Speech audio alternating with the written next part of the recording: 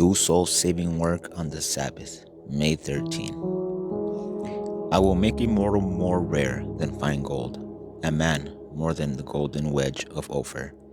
Isaiah 13, verse 12. If it was right for David to satisfy his hunger by eating of the bread that had been set apart to a holy use, then it was right for the disciples to supply their need by plucking the grain upon the sacred hours of the Sabbath.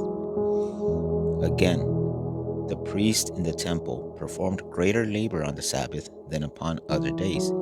The same labor in secular business would be sinful, but the work of the priest was in the service of God. They were performing those rites that pointed to the redeeming power of Christ, and their labor was in harmony with the object of the Sabbath. But now Christ himself had come. The disciples, in doing the work of Christ, were engaged in God's service, and that which was necessary for the accomplishment of this work it was right to do on the Sabbath day. Christ would teach his disciples and his enemies that the service of God is first of all. The object of God's work in this world is the redemption of humankind. Therefore, that which is necessary to be done on the Sabbath in the accomplishment of this work is in accord with the Sabbath law.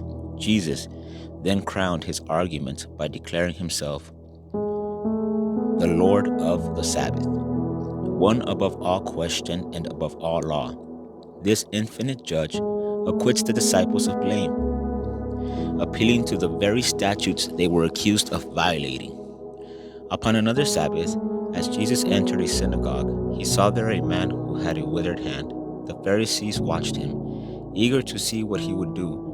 The Savior well knew that in healing on the Sabbath, he would be regarded as a transgressor, but he did not hesitate to break down the wall of traditional requirements that barricaded the Sabbath. Jesus bade the afflicted man stand forth and then asked, "Is it lawful to do good on the Sabbath days or to do evil, to save life or to kill?"